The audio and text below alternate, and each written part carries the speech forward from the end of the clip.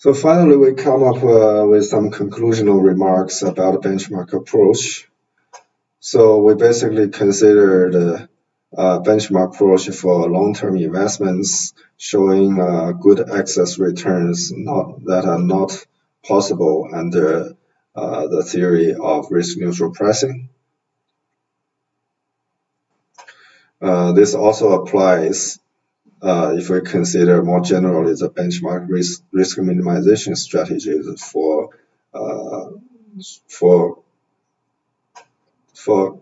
payoffs that are not completely hedgeable. Of all these studies, we use the minimum market model as the model for the GP.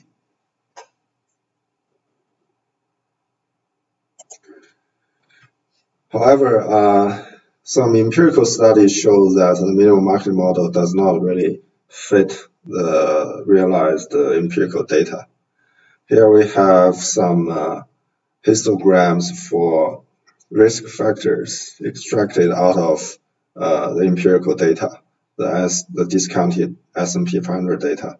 So for the minimum market model, if we back out those uniform random variables from the empirical data, they don't look like uniform. It has a skew. It is skewed to the right. So higher bars here represent underestimation, lower bars here represent overestimation. So the minimum market model will overestimate the downside risk of the index and underestimate the upper side of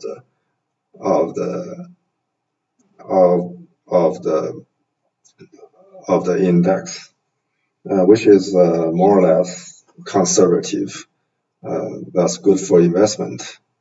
On the other hand, the Black-Scholes model significantly underestimates the tail risks on both ends, and within the middle range of the index,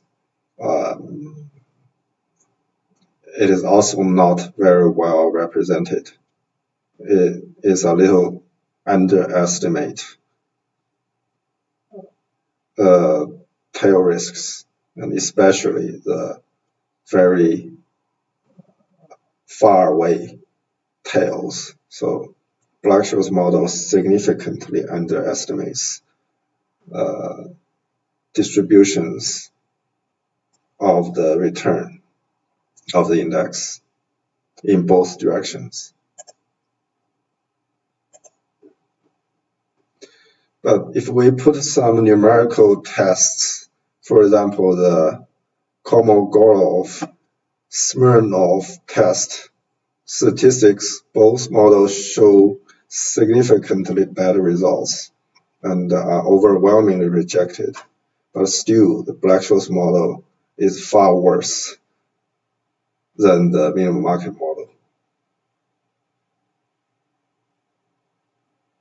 Both p-values are negligibly small, but Black-Scholes model p-value is laughably small.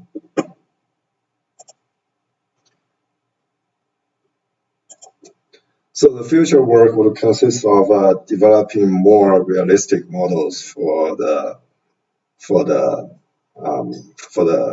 GP or for the market index.